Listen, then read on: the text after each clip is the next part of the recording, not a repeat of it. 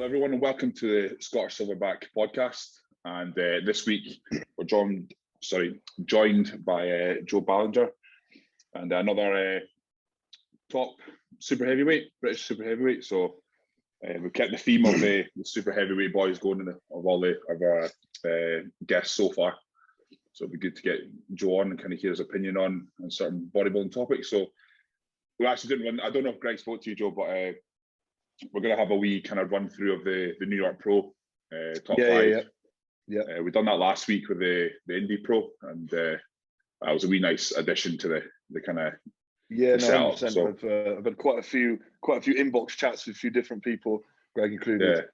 If you want to kick off, just give us a little bit of info about yourself, what you do, how many years you've been competing, just general stuff. Yeah, sure. So firstly, thank you for having me on, boys. Much appreciated. I've listened to a few of the other ones as well. It's been good. I like it. It's just pure, to the point, bodybuilding shit. So that's what we like. But yeah, for any of you guys who don't know me, obviously my name is Joe Ballinger. I am a competitive bodybuilder with the boys. Been competing now since 2014, I believe, was my first show. Pretty much competed every year since then. Taking different variations of time off, but yeah, pretty much couldn't stay away from the stage. Started off back in the Miami Pro back in the day. Went through the whole another one. Fuck's sake. Yeah, no, fucking I know. It's I remember I saw Connors when he was talking about it, having a laugh. But yeah, obviously started off back there with the muscle model and whatnot. Did WBFF and things like that. So it's probably why I still smile on stage and give it the old cheeky. But I came into IFBB in, as we know it, probably first show was actually 2018, and when I was competing in Classic. So I did. What did I do? It was Amateur Olympia was my first show. Spain Amateur Olympia. I thought, we'll jump in at the deep end sort of thing. I actually came third out of about 27 guys, which I was pretty happy with. But for me to compete at that, for my height 6'1", my weight was 220 pounds, 100 kilos. So I had to suck down so hard for that, and I got there. But I would never have got there again. So, that was pretty much the first and only time I did that. Obviously, I did a UK show as well to then go and do that. And then obviously after that, I was also with JP at the time, and we were just like, the next step is bodybuilding, and obviously it would be straight into supers because my body weight would be in super heavyweight bodybuilding class. And then, so 2019, went into obviously my first super show. I did the British Grand Prix, which I managed to win the overall at, which was cool. And then from there, went over and did the Portugal Amateur Olympia. Came top 5 over there. That was a show that, if you guys know, do you know Florian? Yeah. Big Florian. He went pro at that show. So as soon as I got there, Patrick's client. Yeah, Patrick's client. Yeah, obviously back then, I knew Patrick Webbs obviously wasn't with him, but yeah, he was there at the time as well. And Florian, being backstage, being like, "Cool, cheers for coming." But yeah, no, obviously went from there, and then last year, as you know, competed with you, Greg, at the Britich finals, and then I did Spain Amateur Olympia again. It was quite funny because the year before, 2019, when I managed to sort of place at one of these good shows. And then the year after, 2020, didn't get any placing at all. And that's the first time in my career that I've not placed in the top 5 at bodybuilding show. And to me, at first, it was quite hard to take. We're like, we're competitive guys. At the end of the day, we compete to win, we compete to bring our best. And it was hard to take a little bit. But after that, you look at it and you're like, at the end of the day, it was a fucking good lineup. And when you get beat by guys who are better than you on the day, you got to just look and be like, fair play. I've got to be better. So for me, as a competitive guy, I just took away from that, and obviously just been building, working. Obviously changed a few things. Obviously, new coach, new setup, quite a lot of news, shall we say, a different kind of approach. I mean, I actually saw one of your posts recently, Greg, or not too long ago, about adapting your training to kind of basically working around injuries. Probably is the main thing. As we get, obviously we're not old, but we've been doing it for quite a long time, and it hurts your joints and bits and bobs. And as you probably know, I've got a broken back as well. My L5 vertebrae is broke on both sides. So now I can't really do any heavy deads or RDLs or anything like that. So I've had to kind of manage my training around that. So especially with the type of stuff that Patrick's brought in as well, it's just kind of all kind of molded in quite well to the way I've kind of done things now. So I've always classed myself as a pretty strong guy, but then not being able to, you know, do those kind of 6 rep sets on anymore. I was kind of like, where do we go from here? So kind of having that fresh kind of new wave of training and stimulus coming from Patrick and his approach has really been a breath of fresh air for me, and you know, a big kind of learning curve as well. It's not just one way to skin a cat, if you know what I mean. So yeah, that's kind of a little bit about me, where I'm at right now, and yeah, there we go. Yeah. So last year, do you feel there was something probably missing from your physique compared to the previous years, or do you just feel that the competition kind of stepped up a little bit and it was just wasn't kind of, you just weren't there in terms of maybe size or what? Yeah, I think probably a bit of both. Also a little bit of, and again, probably this is the same for a lot of people as well. I prepped for so long. Started prepping fucking March, I think the start of March. So I ended up getting on for 9 months being on prep. And as you know, obviously that takes quite a big toll on the body. And I don't carry or didn't carry as much mass as some of the other guys in supers in terms of thickness and density. And I think to try and carry the look that I could have had into where we were, I just wasn't quite at the level that I needed to be. And at the end of the day, got smoked by a few boys who were better, including yourself. Yeah, I mean, that was a long year. I mean, I'm trying to think when I started. I'm pretty sure I started around about February, really coming down, because I think the first show might be coming in about June. And I had work to do. So I mean, I started early, and it was like obviously coming into September, and even trying to consider the Ben Weeder 2 weeks after that was a bit of I really want to go there. I really just want to go and improve and come back way better. So it was just kind of a mental game, I guess, at that point. Yeah. I remember speaking to you actually, and you were like, "Do you know what? I'm done now." And you're like, "When I come back, you want it to be like undeniable." Do you know what I mean? You want to bring that package. Everybody does, obviously, but I mean, it was like it was a battle for the top spots, and I think I would rather just come back and be more like just walking on stage and like, Christ, yeah, he's there, and just more than like really having to slog one out again. I mean, end of the day, if you do that, you can walk almost into the pros and be quite a good competitor if you're almost like a dominant amateur. But you're going to have to go there anyway, regardless. 100%. It's just all about leveling up year on year, and like, you know, if you get better, which you will, you're going to be standing in a even better chance than where you were at. So it's all good. But like you said, that a bit of it was definitely a hard year, as you know, and it was just a lot of fucking drumming at the same door, and and then you're getting ready, you're like, well, I'm 18 weeks out, oh shit, now I'm fucking, oh sorry, it's like, oh no, I'm 8 weeks out now, it's like, wow, I'm 18 weeks out, and then it changes again, you're like, fuck, you know, it's long. And then obviously other things as well, like, you know, being on cycle and stuff for extended periods of time, especially the more harsher drugs and stuff like that, as you know, and then it's kind of like, I can't really come off now, kind of in it for the long run. And you know, so definitely a few ups and downs, and I went for a few personal things last year as well, which made things probably quite hard as well. Still obviously got everything done, but you know, from a personal standpoint, there were some battles there, and I think that was another reason why I was kind of a bit like, fuck, I went through all this and I didn't get anything from it. But looking back, it's a big learning curve, you know, so you take everything that we kind of done along the way, and kind of, if you can use that as being something positive moving forward, then it's definitely worth something doing, for sure. So yeah, we've spoken about in the previous podcast, like definitely like kind of downs that come with competing, and when you think about like when you think about competition, there's only one person that's actually truly happy with the result, and that's the guy or girl that's in first place. So you mentioned, like, obviously coming off the back of that British, like being like quite disappointed. How do you feel you kind of worked through that? Did you take some time away from the gym? Did you eat shit for 2 weeks? What did you do? Instantly on the day, I was like, I'm done. I'm gonna have some time off. I'm gonna quit. Not quit bodybuilding, as in quit this prep sort of thing. And then I went out for a meal with my family. I ate some nice food, to be fair. I just had some steak and stuff, so I really wanted. And then the next day I had a photo shoot, so I wasn't really thinking about things. I was kind of just trying to relax and just chill out. And then the next day I was like, do you know what? I'm not done yet. I don't feel like I brought what I wanted to bring to stage. that's why I did Spain again. And even though I think I came sixth in Spain, I found out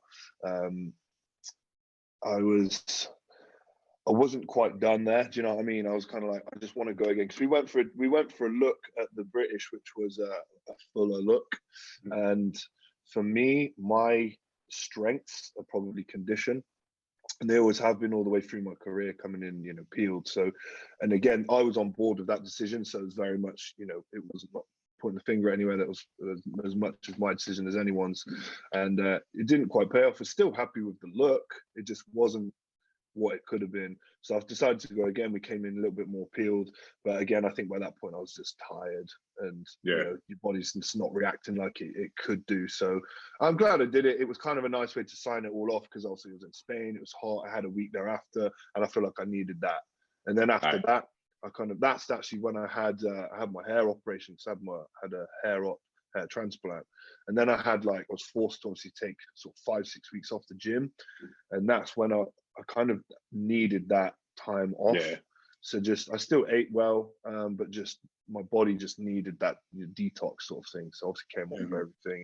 I took cruise dice, and then that's pretty much when things changed from a coaching perspective. And then obviously I came on board with Patrick, and once I was better, or in terms of like my head was recovered and I could train, I was like, I'm ready to go, let's crack on. And he's kind of sent me with my first bits and bobs, and then we went from there and then started chipping away, and there we are. Nice. How do you feel this year's going, as in like terms of last year and other years of progress? Do you really feel the changeover and like the difference in your mindset of like kind of just the training, the new coach? Do you really feel it's made a massive difference coming into this year? Yeah, hugely, like massively. And again, not knocking anything I've ever done in the past. Yeah, of course. Everything's always a learning curve, and I've learned every different person that you work with, and every different scenario that you're in life, you learn something new, right? And it was just a point where I've been doing a certain approach for a certain amount of time. Potentially, I needed just something different. Like a new stimulus, same but different, if you know what I mean, because there's only so many different avenues we can go down in bodybuilding. It's not like we've gone right now I'm just doing high volume training. It's like, it's not quite just that, but you know, just different. I think I've just, you know, and you fucking realize how much you want something, you know. Obviously you boys are in the same mindset as I am, and it's hard to explain that to someone who's not in that mindset, but it's kind of like, I've just realized how much I personally have needed to level the fuck up this year if I'm going to get on stage and get anything that I want. Because again, I don't want to compete, you know, I want to compete with the best in the country, the best amateurs that there are, until we obviously turn pro.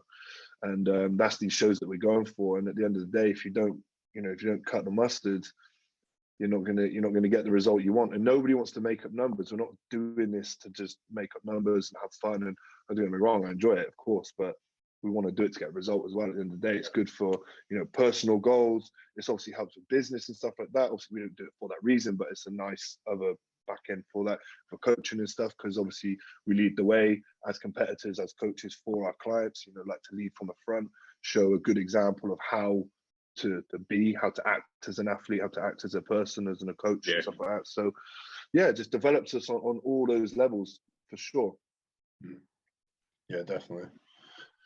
What was I going to say? Yeah, like it's kind of hard to explain to people, but like when somebody says there's like more than one ways like a coach can suit you. So like each person that has like a preference to a coach, it's not just like how you mold that coach. Sometimes just their techniques and methods, like even though it might be a massive game changer, you've never done it before, it might just really work with who you are and how you want to go about your sessions, how you want to diet. Are you like OCD with timings and you need this exact much this meal, or is like someone else like a bit more laid back? You can be a bit more of a laid back person, and like really it's about that. It's not just about molding that kind of person as like your attitudes toward each other, but it's just about how this person goes about doing their things might just mold better for you. And it's like a lot of things, people just seem to think a coach is a coach, and it's not. There's so many coaches because there's so many ways to go about things, and that's the great thing. I mean, obviously you can just blend with so many people in different ways. Yeah, 100%. I actually think I'd probably rather be with someone that knew less, but that I got on with well and we could communicate better with, you know? You know, 100%. Obviously, I've been lucky to be with people that know a lot and communicate well, so that obviously helps. And then, like you say, that just helps level. I've learned so much from current coach, previous people that I've always been with. It's always just a matter of sucking up all that knowledge, and then us as coaches as well, because we are our own people. We use that knowledge and then use it.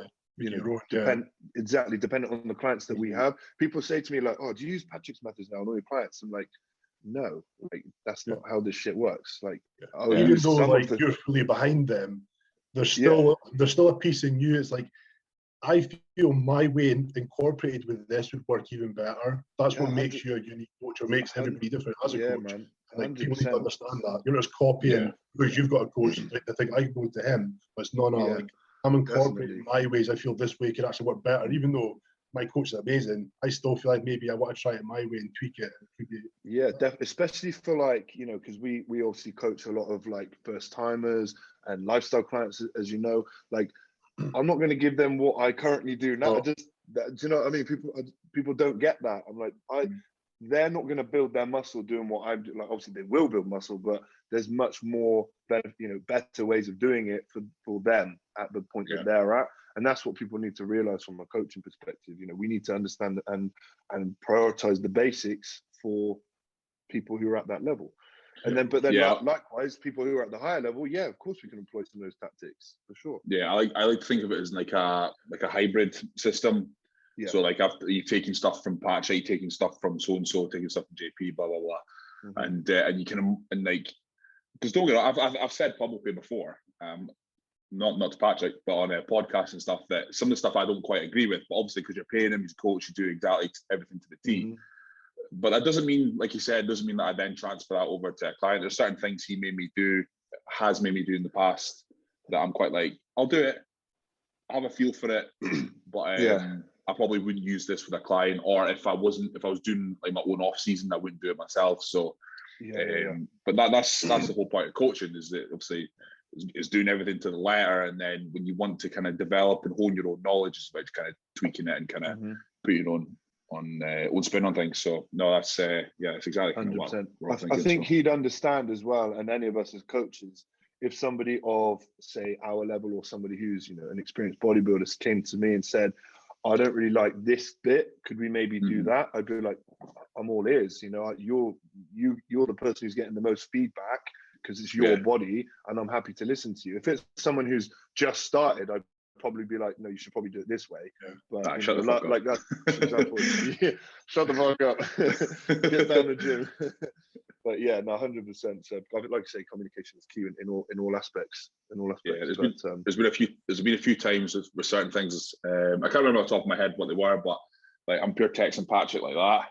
You're scared to like message him back, and he's like, yeah, it's fine. If you want to do it that way, we'll do it that way. I'm like, oh right, okay. I've just done that because we've just started prepping recently, and I sent him over my kind of off-season diet just so I could have an update, and he made some changes, and I was like, oh, I kind of would like to change that. So go on, I'll do it. I'll send it over. Hopefully it's all right. Like me and Greg, we were having this conversation the other day. Sometimes when you ask questions, you're like, oh, this is how clients feel. Okay. No wonder they don't fucking tell me anything. Yeah, I know. Yeah, I've been doing this for 4 months. Like, why don't you tell me? I'm just scared to mention it to you. I've said this before. Like, it's almost like you respect them so much, even though it means nothing. You don't want to let them down. That sounds like you think, fucking bitch, and they're like back to you going, shut up. Or something like that. Like, you don't want them to say like, oh man, I totally fucked up, I shouldn't have said anything. But it's not like that. But I mean, like, I always feel you have to have such respect for your coach, because that means you're going to work for them, and like you'll do anything to say, and you don't really want to let them down by any means. So it's a good thing in a sense. But I mean, when it comes to that point, you're like terrified to text them about something small, because they're going to write back going, shut up, you pussy. You just don't want to do that. Oh, that's so true. That's fucking jokes. I love that. So and this is the question that everyone wants to know, how's the hair looking now then? Oh, well, we're in that's the class, mate. Come on, it's good. This is shower hair, mine, but the line itself, so it was like fucking back here somewhere to be obviously I'm not dry shower hair about now, but It's I'm really happy with it. To be fair, it was money well spent. It's quite funny actually because I shaved my hair in October 2019 for charity, and when it started growing back, I was like, oh, okay, this isn't good. I was like, these bits weren't growing back. I was like, oh shit. So for a while, I kind of had it in my head. I was like, oh, I wonder. I never really looked into it. And then out of the blue, this company messaged me like, oh, hey, you know, blah, blah. And I was like, first thing I was like, it must be fucking bad if they're messaging me. So anyway, went down the road, and then I went down. It's quite good because I got mine, did it half price. So I thought I'd just posting for them and whatnot. So saved a bit of money there. Obviously got the lid sorted out, and now honestly, genuinely couldn't be happier, buzzing with it. So pretty cool. Did you not try like finasteride or anything like that before? I'm actually taking finasteride now, and this is a question that I get loads all the time. Like, it's actually funny. My bodybuilding Instagram, coaching, bit of fitness modeling, people don't give a shit about that. All they care about is my hair transplant and what I'm taking for that. When I first posted about it, like, my Instagram went nuts, like crazy. Yeah. I've never seen engagement like it. So I might get some more procedures just to bump the Instagram up.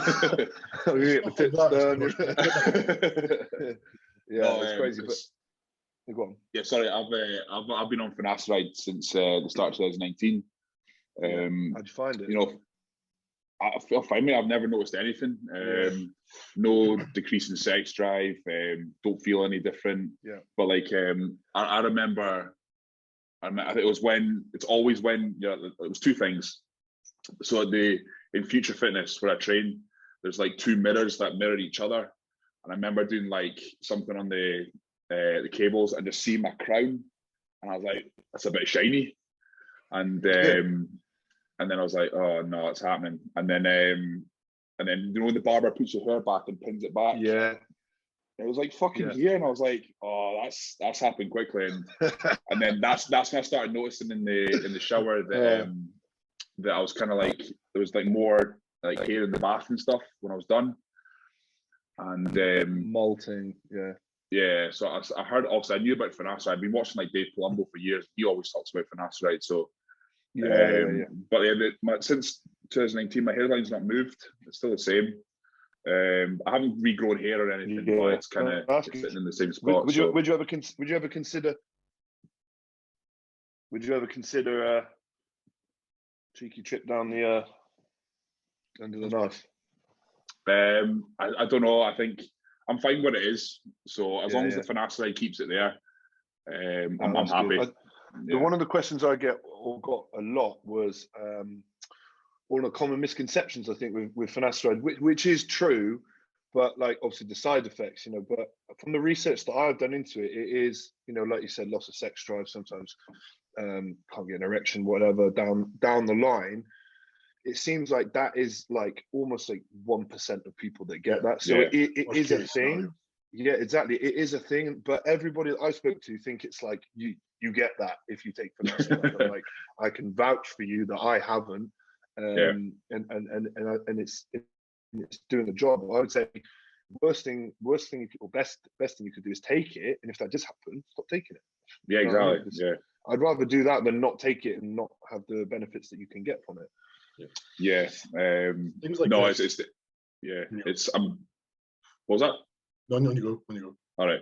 No, well, every man in my family is bald, so it was inevitable it was going to happen, and but I'm actually surprised I've still got this amount, considering I've used gear since I was 20. You know what I mean? So it's I think I saved it right at the last fucking moment. But yeah, for anyone listening, like, because it's funny because I mention it to people all the time, like clients and just guys in the gym, not necessarily guys who use gear, but just guys who are kind of losing their hair and stuff. And I'm like, have you heard finasteride? Like, no, I've never heard of it. You'd think something that works so well would just be so universally known, but like a household fucking thing that people use. I think because you can even, like, people who have like not fully bald but they're balding almost grow it back. You know, I've seen crazy transformations. So definitely something that I think people should look into more. But yeah, and not to be scared of. Too many people are scared nowadays, and obviously rightly so. But I think, again, misinformation, like there is with everything, and they hear the one bad case and they think, right, everybody gets that. So the same as steroids and gear and normal people, they just think, you know, everybody ends up with really bad back acne, and you end up an angry, horrible person. It's like, well, trying to talk to you like someone like your mum's friends. Imagine that conversation. That's not a vibe. So definitely. It's trying to avoid that one. But it's the topics like this that's like it's just never spoken about, even though it's like very, very common. It's either like people are very lucky and they don't have it, like people just it's just not something you really ask, but it's like it's the topic everybody wants to know. So it's like you're lost, the gyno, the acne, all that stuff. It does happen, but just no one ever speaks about it. Yeah, that's why I've had so much, I think, interaction on it. Like honestly, I can't explain how crazy it's been. And people asking questions like, are you still using gear? I'm like, of course I'm still using gear. I'm competing. Like, of course I am. They're like, well, how is your hair falling out? I'm like, it's pretty fucking good. Like, you can see it's pretty good. And obviously I can't talk for the future, but I'm one of those guys. I'll deal with that. I'll deal the hand I've got. Do you know what I mean? I'll deal with what I've got, and we'll just deal with it as we go. If things need to be done down the line, then whatever. But for now, it's filled a gap. It's quite literally filled a gap, and so it is what it is. And I think too many people, again, I'm not too much of a worrier. I'm kind of a doer and sort it out later guy. And I think that's the best way to be with everything. I'm an opportunist. I'm a yes man. Definitely, whenever something comes along, I'll obviously within reason, I'll jump at it and give it a go. Even if I'm a bit skeptical, because at the end of the day, you can always go back to what you had before. No issue. And so I think too many people worried about stuff like starting a new job, moving to a new country, moving house, whatever it is. Just fucking do it. If it doesn't work out, go back. That's just my mindset on everything, really. 100%. Seems to spend your whole life worried about stuff. You could spend like anything. You want to sit and worry about it. I mean, you're just not getting shit done. So, exactly that, mate. Exactly that. Just wing it. Yeah, 100%. So what's in terms of shows? What have you planned? So probably similar to you boys, I think, from what I've spoke to you about is so. The regional towards the end of the year, although I think they've just announced another one. Bournemouth, is it? Or Brighton or Bournemouth? The Charles Moncler one. Yeah, Charles Moncler. Yeah. So that's the week after on, I think, is it the 19th or the 11th, something like that? Because there's obviously the 7th, which is the Grafters and Regional. So either that, one of those around that time, basically. So basically started getting ready now, coming down, and we'll see where we get to. And then obviously I'd quite like to do either Norway or Finland. One of those two, because I've never been over there. It's another shot to have a go at it. Because obviously we'll be in show shape 2 weeks after. Why the fuck not? And then obviously 2 weeks after that is the Arnold's, the big boy show, and which is going to be obviously incredibly deep. So obviously we know a lot of guys already doing it, and the lineup's going to be a fun one. It's going to be a fun one for sure. Yeah, I think it's going to be. It's going to be a big eye opener, that one, for sure. Oh, without a doubt. What about you boys? Is that the same thing? Yeah, my plans are the Graftism. That's what I've booked in for, and then just the Arnold. Yeah, nice. Yeah. I'm doing the Bodies by O. That's a couple of weeks before, isn't it? Yeah, it's the 22nd of August. So I don't know why did I pick that one. I don't know why I picked that one. To avoid Greg. Nah, he picked Graftism to avoid me. It's all right. I see what's going on here. I'll do Bournemouth, yeah. Just remember, mate. I've got all the gain. You've got all the lose. Yeah. I've got nothing to lose. I've got all the gain. Love that. And then the Arnold for me. So like my plan originally was the NABA Universe, but NABA have cancelled all the shows this year. So I thought that's just. Because I was always going to go down the IFBB route anyway. I just wanted that kind of universe title first, but I think that's just like a sign from fucking whatever telling me to just do it now. So give it a shot now. So definitely. I know I trained quite a lot over lockdown with Jack Brooker, who was NABA Universe. I think he's technically reigning champ, isn't he? Because it's not been two times on again. Yeah. And, mate, guys got crazy wheels on him, man. I know. I remember he was backstage, just like you said before, and you just look at him and you go, fuck. But I knew I was way off as well, so I was like, I'm just gonna sit in the fucking corner and eat crisps, mate. So just get there for a laugh. Yeah. No, that's good. That's good. You're going to be well. There's so many guys like as Greg was saying to me the other day, it's good that we all kind of chat and all kind of have banter back and forth from that, but we're all going to obviously be competing against each other at some point. It's good to see. The thing with bodybuilding, I was speaking to someone the other day, is that like what each of us doesn't affect us on stage. You know what I mean? It's not like a game of rugby where like, you know, you knock me out, whatever. Like, so we may as well just have a laugh about it and enjoy the journey together. So, you know, we're all on the same, we'll think the same and do the same shit. So we may as well, you know, be mates and fucking enjoy it. So that's my philosophy on it, same as you boys. It's quite funny. Some of the foreign shows I've done, some of them are absolute assholes. Like, I'm a bit, I wouldn't say I'm a joker. I take myself seriously, but I like to enjoy the day, especially on stage. You know, backstage, I'm all right, lads, how's it going? A bit of a chat and whatnot. Mate, I remember seeing this one guy who was in Portugal. I said, all right, mate, how's it going? He was like, literally just looked at me like that. And he was saying anything. I was like, fucking hell, all right, beat him anyway. It's a shame. Well, it's not a shame, but we brought him up a few times, Greg, the Italian boy that was at your show. Roberto. Yeah. Fucking hell, man, he was a moody cunt. But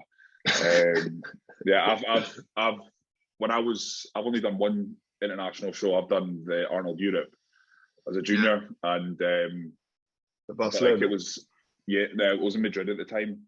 Okay. But Blessing won that class.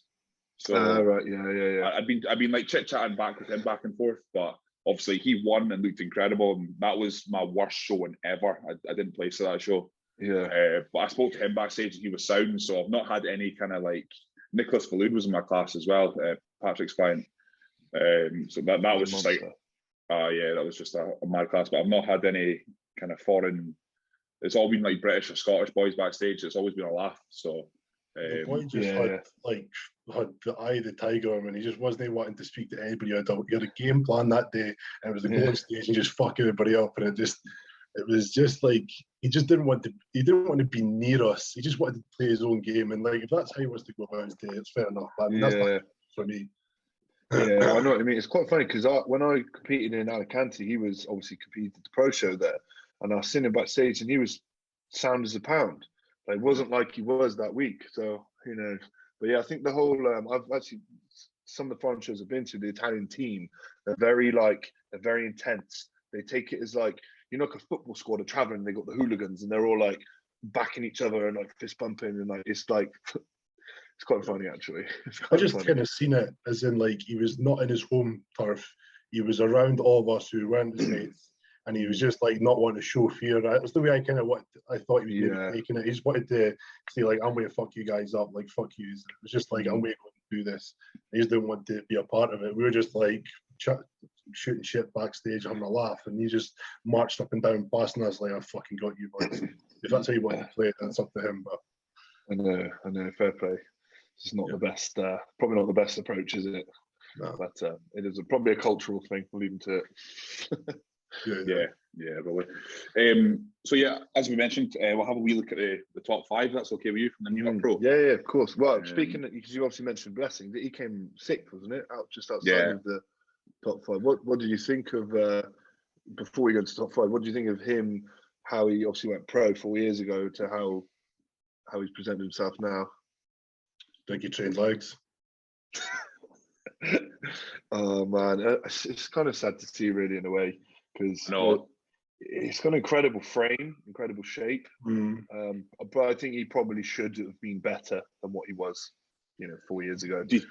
I think I brought this up last week when we looked at him at the Indie Pro. But do you think, with his like level of social media following and like sponsorships and all that, do you think that's been a distraction for him? Like, obviously, without a doubt. I mean, look at his Dubai and shit. Yeah, look what he brought to the stage. Obviously, he still looks incredible. Don't get me wrong, but I think from what he has, the opportunities, where he is, the sponsors, like you say, all that kind of shit, where he could be, I think he could be better. I think he's like almost sold himself out for fame more than like his initial kind of drive to be a good bodybuilder. Like, somebody's handing him a golden ticket for followers and fame and money, and he's like, fuck yeah, I'll take that, more than like he just sold his drive to be a great bodybuilder. That's the thing. The thing is, now he doesn't fucking need bodybuilding. He doesn't need it. He's got 1.4, 1.5 million followers and probably gets paid fucking 10 grand a month to, from Redcon or whatever. So he doesn't need it, and he just does it for clout to get his name up there even more. But yeah, I think from a serious bodybuilding perspective, he probably should or could be better. Yeah, 100%. Yeah, totally agree. That's where we're at. Right, I'll look at this. So let me just read out that top 5 again then. There's nothing there. Look at the photos. Yeah, I've got the photos coming up. Yeah, so 2 seconds. Oh, right, can you both see that? Yeah. Bloody hell, it's a bit keno, isn't it? Christ. It's just like bodybuilding and bollocks. We're going all out here. Yeah, I'm a producer sitting over there. Yeah, not mucking around. So we've got the first. Let me just check this. Is this all Nick? No, it's not. Right, cool. So that's fine. Yeah, that shot is just insane. It's fucking nuts. Can't even bear it. Like when I saw the first comparison or the first shots of him and Justin, I was just absolutely fucking blew him away in every shot. Maybe the rear shot is Justin's upper back was probably maybe on par, but like Nick's hamstrings and adductors from behind were just like, whoa. Yeah. It's just freaky, man. It's just like we talk about training to failure and taking sets to failure. That is what you see when you train like that. Yeah. Like that's just granite. That is like. Do you know what? A question I was actually thinking to myself. You always see him with the I forget what's called, the Nexus, the electrodes things that they. Yeah. Like obviously, guys like us, we're probably not going to have someone following us around and fucking thing plugged into us. But what benefit? Obviously, is incredible benefit. But how much do you think that stuff kind of treatment has helped his progression? I think it was just legs and hamstrings he was using it on. I think he just started using it on a couple of muscle groups towards the end, but it was mainly his legs and hamstrings. Trying to like get a better contraction through with them. He was saying. I think if you're that fucking big, like he's close to being maxed out. Like another ounce in his frame, and he'll start looking weird. Yeah. I think if it gives you that extra 0.5% to look better without sacrificing your shape and not looking too like Frankenstein-ish, then I think it probably does. For guys like us who still have a good bit to add to our frame, definitely compared to this, then probably not. But no, if I was his level, I'd be doing everything. I'd be drinking unicorn blood and everything to get to looking like that. So I was thinking today, what's the guy's name? Is it Brad Rowe? Yeah, Brad Rowe. They trained Dexter, and literally Dexter's hands down said that's pretty much saved his career the last 2 years he was competing. That kept his muscle looking how it did because he couldn't train properly. He couldn't do the weights he did. So to get that pure contraction through the muscle, which how long was fucking Dexter competing for? That muscle's not going to get the same contraction he was getting years ago. So he says that saved him. So I personally wouldn't say Nick needs it in the moment. I reckon he's still working tip top. He says he doesn't have sore knees or elbows or anything. He works pretty much perfect. So I don't feel that he needed it. But I think obviously anybody in time has his place. I don't think for him right now he needs it at all. Maybe it's because obviously I know they mentioned about his waist, which to be honest looked pretty fucking controlled. Yeah. Maybe it's kind of to allow him to do less loading that could potentially increase that, but it's going to help with the contractile work on his hamstrings and stuff like that. Maybe that's why they did it. Who knows? To ask him. His training's changed dramatically. If you watch his old videos, he was a heavy trainer for the 6 to 8 reps with no volume, but now he's totally changed, and he says he doesn't do anything out of the 12 to 15 rep range. So it just shows you what he's doing now compared to what he was doing before, and it's still kept an amazing look. Yeah, he still takes the sets to failure, but it's nothing to the crazy weights he was doing before. He's probably just saved his joints massively.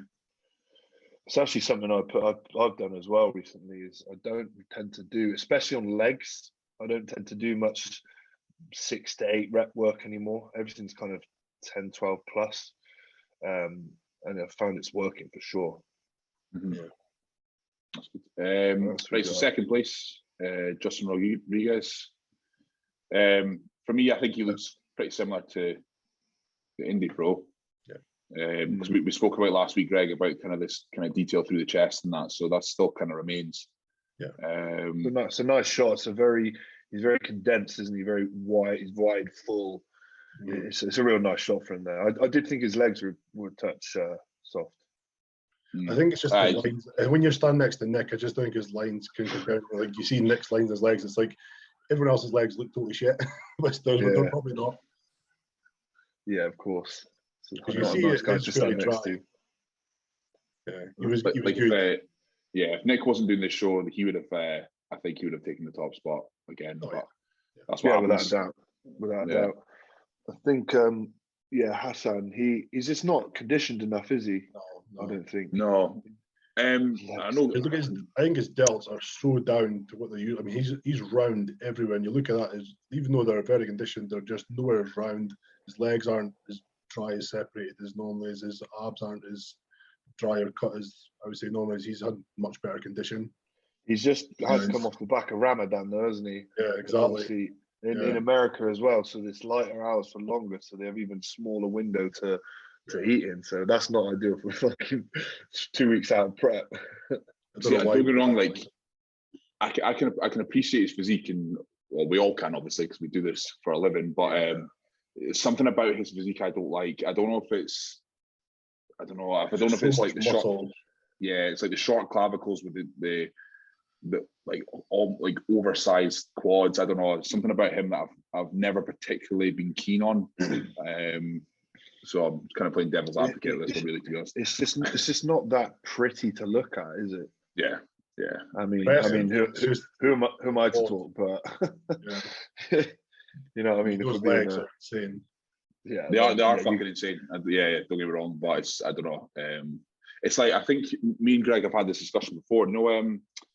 Josh Lartowitz from Australia. I understand and I see why people like him so much and why he's such a phenom, but for me, that's just not.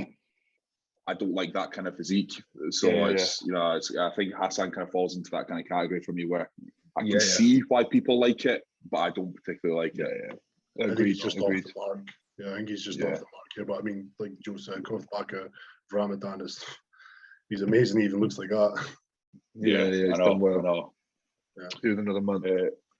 Dorian Haywood. He's a beast, by the way. What a size of a man. I was looking at his Instagram. What a size of a guy. Fucking hell. But I think he placed 8th, 9th last week.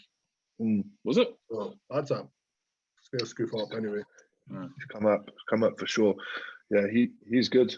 I think I rate him. He's got nice shoulders. His other photos, his front wasn't there. His front double's kind of a weird front double. It's kind of like his arms come straight down into his waist. It kind of doesn't have the lat pop. Dorian Haywood there. Yeah, there it is. Yeah. Yeah, the stomach for me. You know what I mean? Yeah, I see what you mean. It's kind of like straight lat. Yeah, from straight on. Down.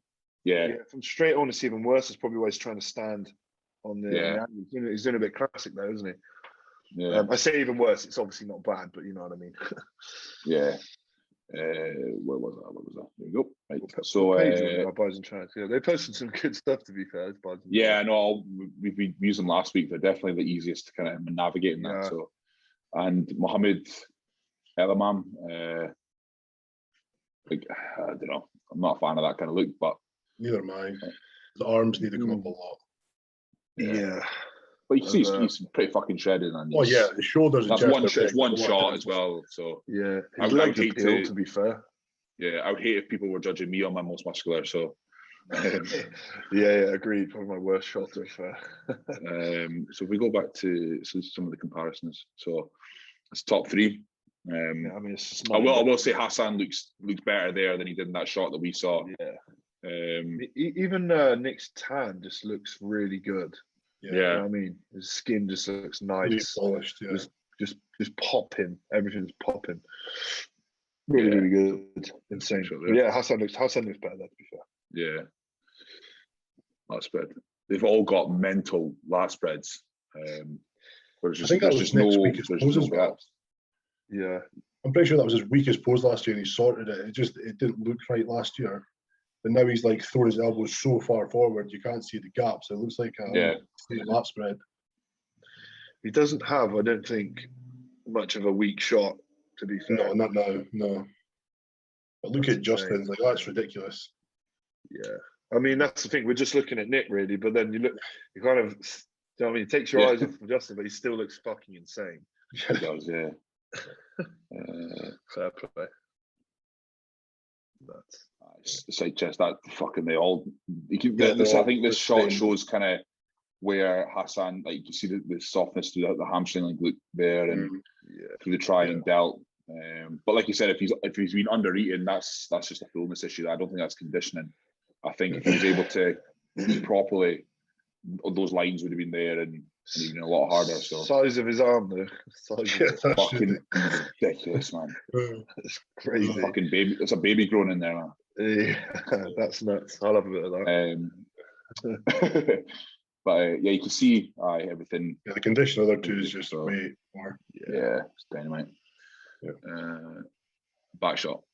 So I personally think that Justin has Nick in this shot.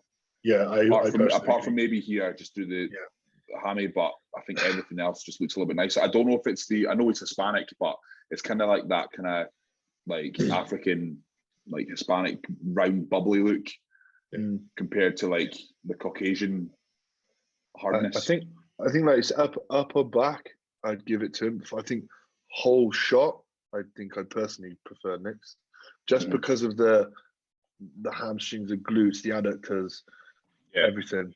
It just that for me, the whole look is insane.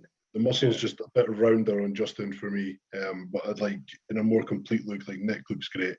That's probably the most insane set of hamstrings and adductors from the back. That's nuts, isn't it? Question: how do you think Nick will do at the O? Well, if you're comparing it to what Justin placed last year, what did he place, 8th or 9th? Something like that. I mean, what they were saying on Bodybuilding Bollocks, like it would be so cool to have Nick, James, and Ian. Yeah. And, like just see them like balanced out, like those probably like the 3 places next to each other. Like that'd be pretty cool. Yeah. Someone like Hunter Labrada in there as well. Quite cool. Yeah.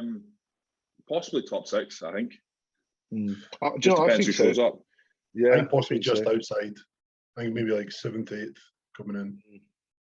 He's still got a bit more to come in. Like look at that back shot there. That's just even his last spread there. There's just more to come from it. Yeah, defo. I mean, does anyone know how old Justin actually is compared? Because Nick's 27, I think 28. 26. I think he's younger than that. Yeah, 25, 26. He was 26 in August. He said on an 26. That's insane. That's nuts. For fuck's sake. I wonder what age he started, if you know what I mean. I think he competed when he was 18, I think. Yeah. I wish I started sooner. You know, it would be yeah, that's what I wish. Cool. Yeah. Might have some knees left. I think if I started sooner, I wouldn't. Yeah, that's it. Yeah, I mean, Hassan looks alright up there, the upper half. That looks pretty fucking aesthetic to me compared to his finish shots. Yeah. His side chest as well is nice. Side shots are good, proportioned well. His abs are actually leaner, that to be fair. Yeah, they are. What do you feel is the better? If you go back, Andy, what do you feel is the more aesthetic look when you do the side tri? The back leg like a Dorian, or the tucked in like a side chest? Depends which you can hit better. I love the Dorian style, but like it can't always work. But I think it's such a cool look. I think for the Dorian style, you need to have that. You need to have that thick, round muscle belly there through the hammy. When that's not there and that's not there, that shot doesn't look right in my opinion. You got to have a calf. And you've got to have a kind of shelf chest. Because in that shot, you can create the shelf chest by keeping due to the shoulder position. But with that one, you have to be up with your arm back. I feel and that's only guys with like a shelf pec like that can pull that off. So, yeah, that's true. Well, haven't I? Hassan looks getting leaner as he goes, isn't he? yeah. And obviously must be nice fucking That's I mean, like that shot there, like it's just like you're not even looking at the other two. It just stands out so much. It's just the veins, everything's pop. Phenomenal. Yeah, nuts. Oh, right. Signature shot. Cool. Well, that was the top three, but yeah, we went through the top five there. So that's here we go. For those who haven't seen Wesson, obviously he's not posed, so that's a bit unfair. Yeah. So yeah, I mean, was he sharper last week? Yeah. I think so. They said they knew what, because obviously they did the morning show and the night show, and he said that he thinks he can come in better for this show, but maybe not. Oh, that's tough. That's amateur level. I know. That's way off that. And oh, Jesus Christ. What Please zoom up his arse there. Yeah. It's just smooth, isn't it? Yeah, I mean that fucking frame, like, just imagine that with £10 on top of that. Yeah. Obviously, down here we know exactly what he's done, but even the top half where he's really good is just more there, and that's nuts.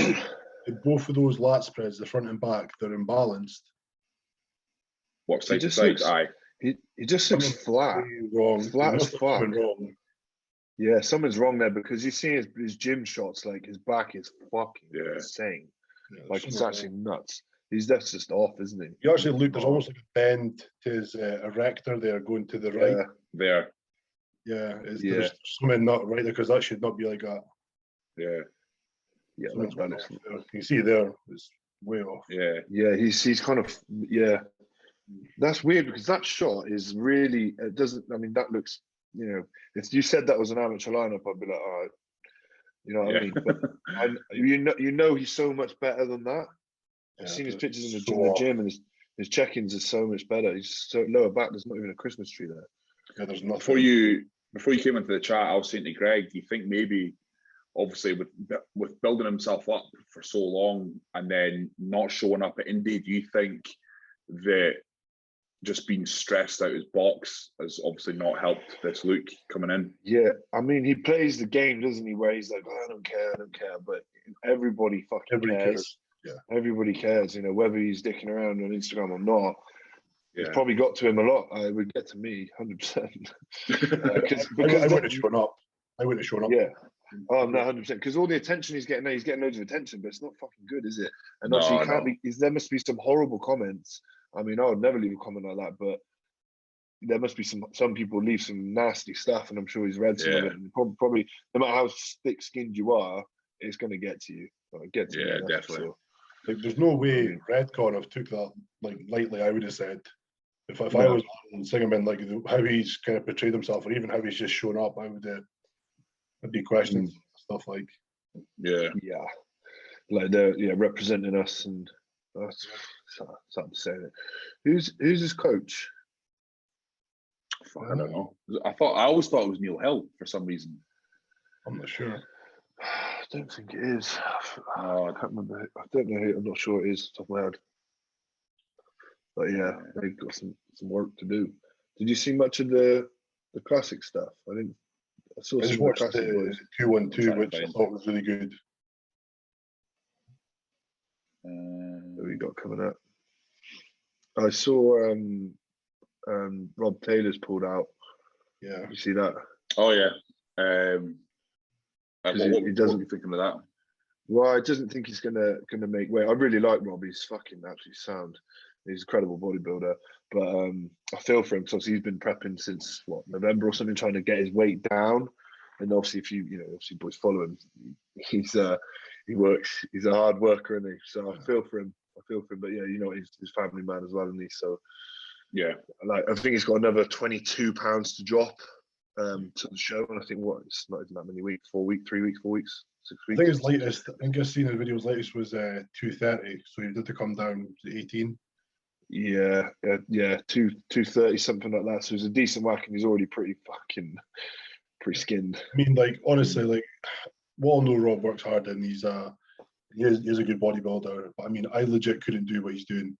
Like, he doesn't take any rest days. He's in the gym 3 hours a day training. He's doing 2 hours of cardio a day. I have no idea how fucking low his food is, but I mean, I could not do that. I would be burnt the fuck out. 100%. I think because he's like shit. Yeah, he's always done it though. So maybe he's obviously adapted to that, you know. And he's a machine. He is an absolute machine. Yeah, I mean, I've said this to people, and I've said to Andy as well. I mean, like, what I can do now is not what I could get away with before. I mean, like, I could get away with fucking murder before, and I could like train 7 days a week. I could, like, kind of fuck about a little bit, and I would still look good. But I mean, now I can't. I need my rest. My joints need a fucking lot of recovery between days, stuff like that. I mean, I can't do what I could do even a year ago. Never mind 2 years ago. I mean, you have to adapt and overcome. So saying like this has always worked for me, it maybe did, but now it won't. You need to kind of sometimes realize that, even though you think like you're this invincible Superman, some days you're going to have to realize like I'm not. I think we're at the point now where we appreciate and look forward to a rest day. I love my rest days more than training. 100%, man, 100%. I actually do love it. By the time you get to a rest day, like, I'm fucking good for it. Yeah, that's it. I get some sleep. Do you know what? Yesterday, I actually I did some video shooting yesterday for about 4 hours of video shooting in the morning. To travel an hour there, 4 hours of video shooting. An hour after I got home, and I just had my third meal, and I was like, I'm quitting that. I fell asleep for 11 hours. No way. 11 hours. I missed 2 meals. Slept through, woke up at 8:30 in the morning. I was like, led down at like or whatever it was, but fuck me, I couldn't believe it. I looked at my aura and I was like, what the fuck, 11 hours? And that is never, I've not needed that. Fuck's sake, I've never done that. Yeah, no, I've never done that either. So say to Patrick, I've had a little weight drop this week, so missed 2 meals. We got Steve shredded. Yeah, that's it. Man's lean, ready to go. I was actually going to say to you, obviously, coaching is your main job, but obviously, quite recently, you've started up your own clothing line. Do you want to tell us a little bit about that? Yeah, so it's quite funny, really. So it's called FTS Clothing. Originally, it was called Fuck the Stack. So FTS, Fuck the Stack. So I was at the gym one time, I was filming, and someone was like, "Oh, what are you going to lift on this?" This is all just like, wasn't really on the camera, but the camera was rolling. Someone was like, "What are you going to lift?" I was like, I was a bit of a weird one. I was like, "I'm going to fuck the stack." And we posted this little video, and other people started picking up on it, like putting the full stack on it. "Oh, I'm fucking the stack." And then I started getting tagged in loads of shit, and I was obviously reposting it, and it started to become a bit of a thing. For about a year, I was getting tagged in shit, and I was like, "Do you know what? I'm going to make some tees." So I made some tees, just fuck the stack on the back, FTS down the middle. I've got loads of them just over there. And, it's made it into a brand. And now I've just started to build it out into a full clothing brand. Also changed it from Fuck the Stack to FTS Clothing, because Fuck the Stack isn't exactly marketable. And it kind of, it sits me into a small niche. So I changed it to FTS Clothing. I've got some tracksuits and shorts and all that kind of stuff coming out over the next kind of month or so, which it's been really good fun to kind of delve into.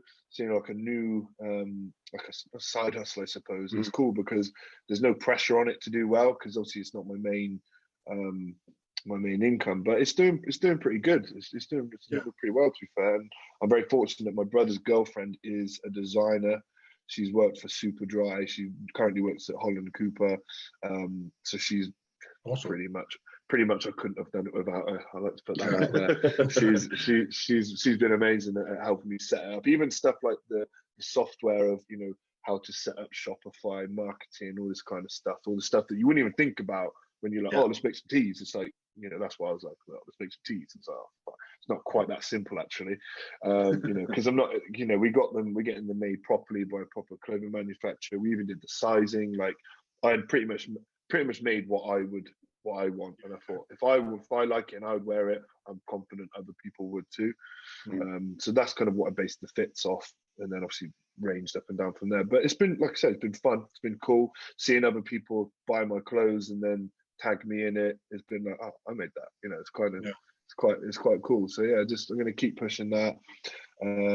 For the next job, I'm going to do like a full marketing campaign, probably do some ads and stuff this time, because this time it was just literally pretty through my Instagram and just sort of word of mouth and whatnot, and it's done well. So that gives me the confidence to put some more money into it and kind of push it as an actual brand, and actually make some pretty cool fucking clothes too. So I have to get you some boys, get you in it. That's like Greg brought up. I was just going to say, people, if you want some clothing, get across to the site, you can buy it. Yeah, no, I appreciate that, boys. Much appreciated. So, going back to obviously working with Patrick, what would you say is kind of?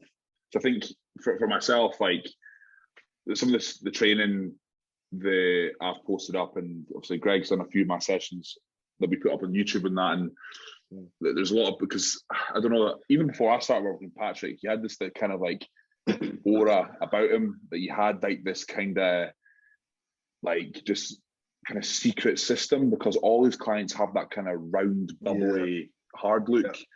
And so basically I was wondering kind of what you found you kind of learned the most from Patrick.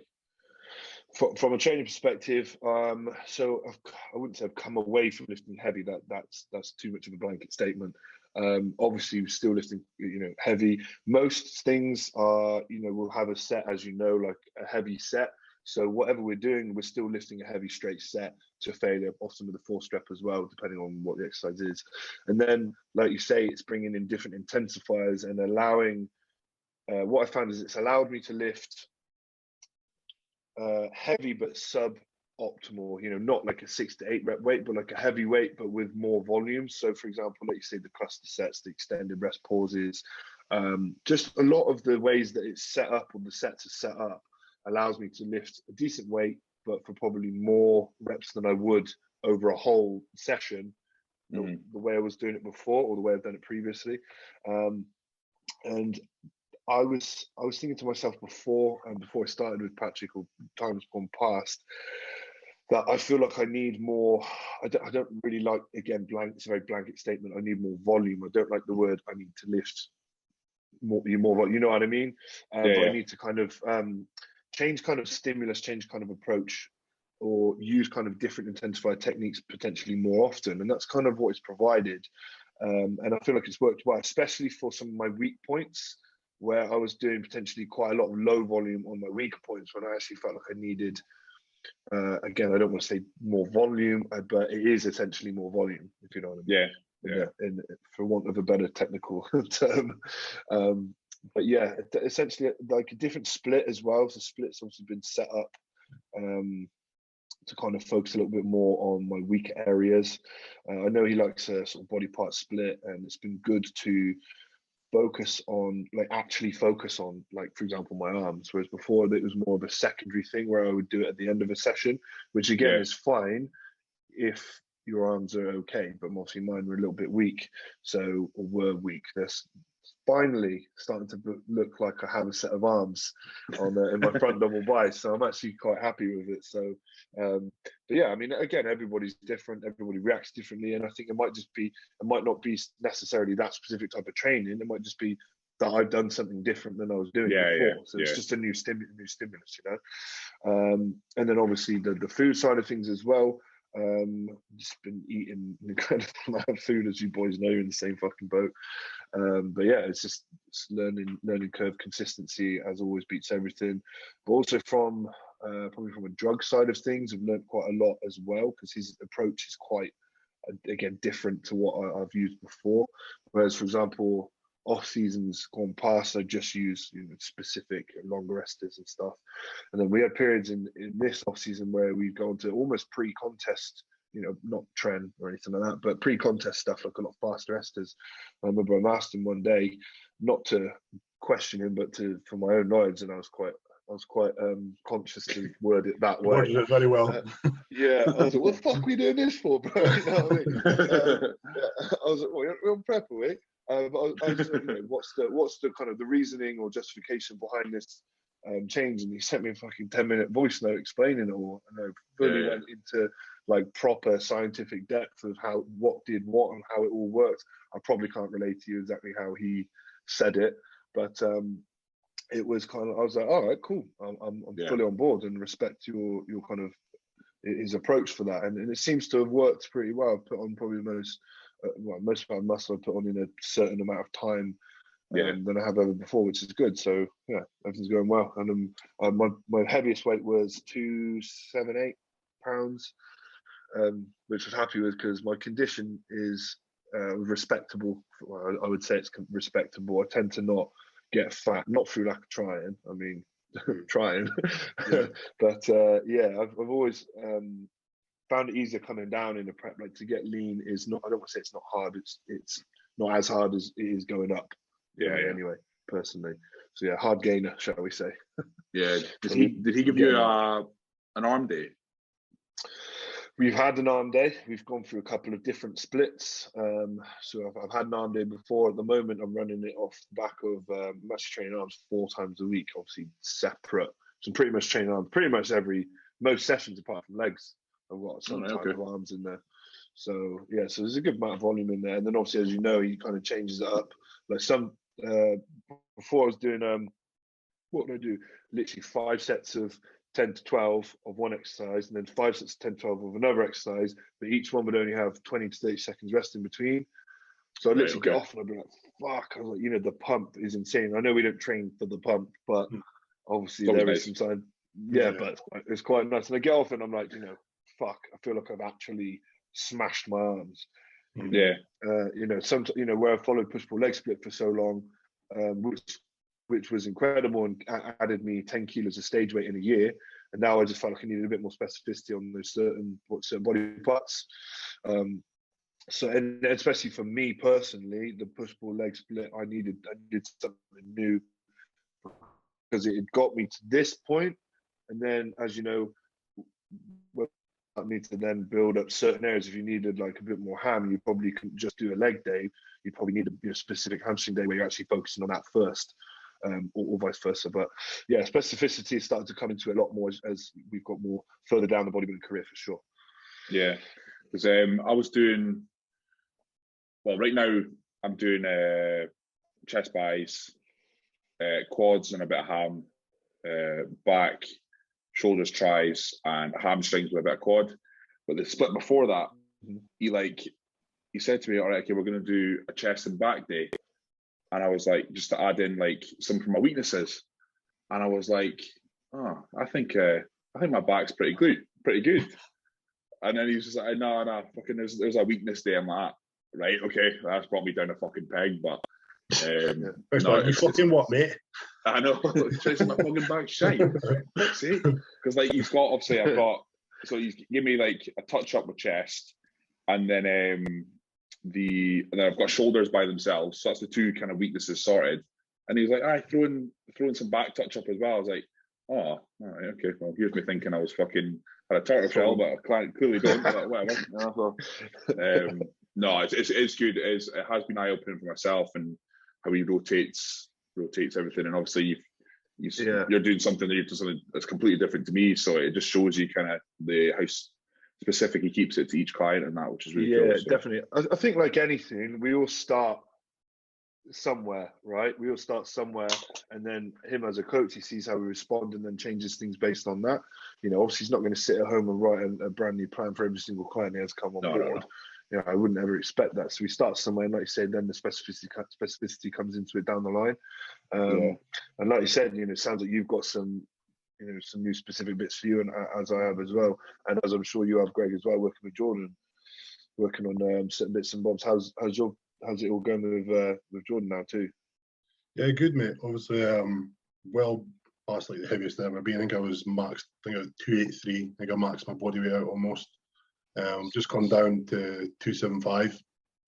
That was my fresh morning. That was this morning's weight. So it's come down, but like the visual changes have been quite dramatic, like how hard and how much more detail I'm showing. So it was just like a lot of water came off from like just pushing hard every day. Yeah. But I mean, like training, I've said this before in the podcast, it's not like I didn't train heavy or hard or low volume before as it did, but it's just how it's structured and the setup.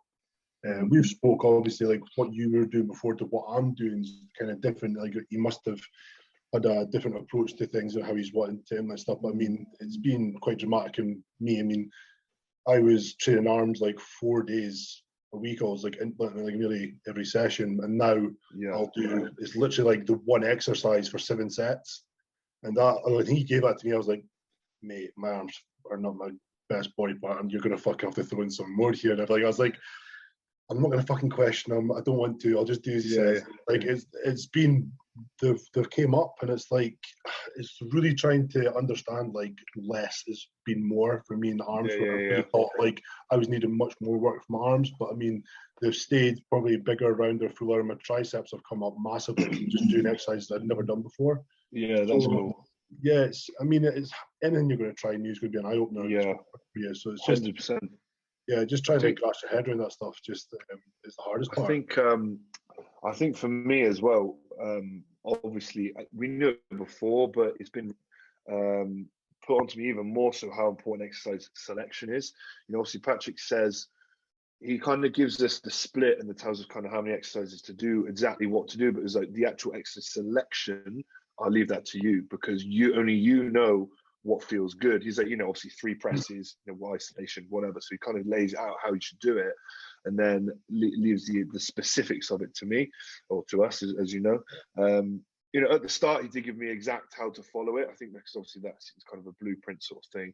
But now, and that's one thing that I like because then I know the way the session's set up because I've picked the exercises based on what I like. So what I used to do before was it like. And I mean, like, you know, 10 years ago, all the way through career is if I follow a plan, say if it says, I don't know, Smith squat, for example, and I'll be like, right, I've got to do 3 sets of Smith squat. If I didn't feel it in my quads, I'd still do it anyway because it was in the plan. You know what I mean? Because you want to deviate off the plan. Whereas now it's kind of like, do you know what? If that feels shit, I just fuck it off. Even if it felt good last week and it doesn't feel good this week, I'll be like, I'd sack that off. I'm not going to waste energy on something that doesn't feel good. So, you know, obviously training for I think for feel is just as important as obviously training with load and intensity and all that kind of stuff. It's combining the lot, right? Yeah, definitely. Yeah. I mean, like it's funny you saying that because obviously like I know how Patrick sets his stuff up, but I mean, I kind of like that because I do know what I feel best. But I'm so glad Jordan said do this because he's given me stuff I wouldn't have done. Yeah, like, that's another thing. I would never normally do skull crushers in the setup I've got. And they've made such a massive difference to my triceps. So I'm so glad that's there. But I mean, like when you're saying there, like there's something I don't feel so like. Obviously, Jordan had my plan Smith squats because that's what I was working with. But then I was like, okay, if I change over hack, he was like, mate, just do any form of squat you want because what's the one you feel best. So stuff like that, yeah. But I mean, when he says like do the specific banded leg press setup, like. Fuck me, that's hard. But yeah, again, thank God he's put it in because I would not have been doing that before. But it's like, do that disgusting set. It's good he's said like you won't do this because you do sometimes need that. Even though you think you train hard, somebody will throw something fucking tough at you, and you're like, oh fuck, I'm glad they gave that to because I wouldn't have 100% myself. So stuff like that is good. But I do understand like, obviously where you're coming from by picking your own exercise selection because sometimes it is great because. Not everybody likes doing deadlifts, so when you're like, I don't really feel deadlifts, they're not really great for my back. How can I do something else? And it is tough in that way. Yeah, definitely. And that's where like a combination of working with different guys over the past has been incredible. Like for example, when I worked with Jordan, I learned so many different, like you say, exercises and almost like the way to do certain things that I would have done. How hard can you make this exercise? Yeah, literally, it's like I would have thought of that. Yeah, exactly that. So a lot of the stuff that I know now is based off of learning from him as well. So it's just about soaking up all that knowledge and just using it and learning it for your own goodwill moving forward. So yeah, I love that approach. Yeah. I think we're approaching the hour mark. Smashed it. But no, I was great, mate. Again, we really appreciate you kind of coming on and giving your insight and kind of on everything. And I enjoyed that. It was good. Yeah, it was class. Yeah, like I said to Greg last week after we done the review of the Indie Pro, we kind of like it felt like a football pundit. critiquing people that are far better than us. But no, it was good. It was like, this guy's shite. Yeah. Who's this guy? No, I love that. No, it's been a pleasure, boys. I love as you boys do, shooting shit and just talking to people who are of a level that I respect a lot as well. So obviously respect you both as friends, competitors, and coaches and whatnot as well. So it's nice to talk on that level for sure. Yeah, appreciate that, mate. Well, I'm sure we welcome you. Sorry, we welcome you. We wish you all the best for this year, and I'm just really not too well. Not too well. No, just a little bit. There's a little bit. No, of course, obviously that mutual respect's always there. Yeah. No, it'll be good, obviously, following your journeys and obviously mine as well, and all the other boys. So yeah, it's gonna be a fun year, and obviously well, I say no. Hopefully, no more COVID restrictions, no more barn training, Greg, on the garage. That farmer training. No, we'll definitely see you soon at the shows, and we really appreciate you coming on, mate. It was awesome. No, anytime, boys. Appreciate you having me. Thank you very much. Yeah, nice one. Right, cheers, guys. Thanks for tuning in with this other episode, and we hope you enjoyed that and stuck to the end. So, remember to subscribe to the channel and to follow all of us on Instagram and Facebook and all the other social media things. So, cheers, guys. Guys, cheers. Peace.